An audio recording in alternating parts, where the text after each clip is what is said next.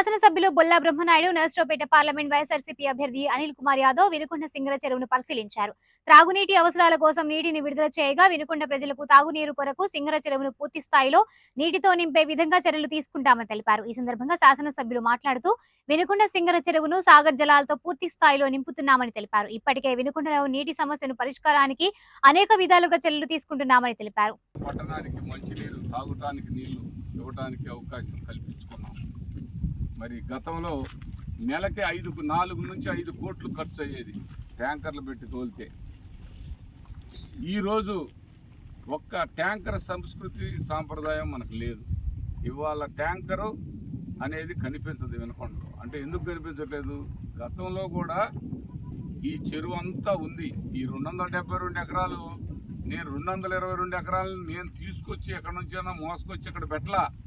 ఆ పక్కన చేపలు, ఆ చేపల చెరువులు వేసుకొని రాజకీయంగా వాళ్ళ స్వార్థ ప్రయోజనాల కోసం రాజకీయంగా లబ్ధి పొందేదానికి ఒకవైపేమో సమస్యను సృష్టించారు, ఒకవైపేమో సమస్యను పరిష్కారం కోసం ట్రాక్టర్ పెట్టారు. 10 ట్రాక్టర్లు తోలేమన్నారు, 9 వాళ్ళ నాయకులు తీసుకున్నారు, ఒక ట్రిప్పు ప్రజలకు ఇచ్చారు. ఇలాంటి పరిస్థితి చేసినటువంటి వాళ్ళకి ఇవాళ ఇక్కడ చూస్తే 272 ఎకరాలు బెంగళూరు లాంటి సిటీలో ఇవాళ మంచినీరు సమస్య ఉంది. హైదరాబాదు లాంటి సిటీలో తాగునీరు సమస్య ఉంది. ఇవాళ వినుకొండ లాంటి పట్టణంలో మరి గతంలో వినుకొండ మున్సిపాలిటీకి మీ అందరికీ తెలుసు. ఈ సమస్య ఎలా పరిష్కారం అయిందనేది మీ అందరికీ తెలుసు. కేవలం 50 లక్షలతోటి ఈ సమస్య పరిష్కారం చేసుకోవటం జరిగింది. మరి అదేవిధంగా మా ఎంపీ గారు వచ్చారని మా ఎంపీ అభ్యర్థి అనిల్ కుమార్ యాదవ్ గారికి చూపిస్తున్నాను. వారు చూస్తున్నారు ఇది ఇంత మంచి ఇలా మంచి జరిగిందని వారికి తమకు కూడా చెబుతున్నాను. ఇక్కడ వచ్చేవారికి ఇది 272 ఎకరాల చెరువుని మరి 50 ఎకరాలు ఉంటే 222 ఎకరాల చెరువులో చేపలు ఈ లావున పెంచుకొని వాళ్ళు పెద్ద పెద్ద చేపలు వేసుకొని డబ్బులు సంపాదించుకున్నారు.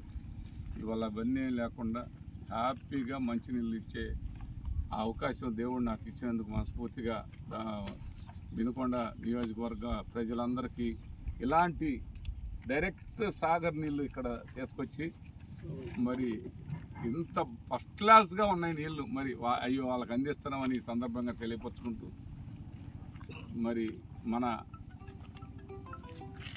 నరసరావుపేట పార్లమెంటు ఎంపీ అభ్యర్థి అయినటువంటి అనిల్ కుమార్ గారు కూడా 2 మాటలు మాట్లాడాల్సిందిగా కోరుతున్నాం.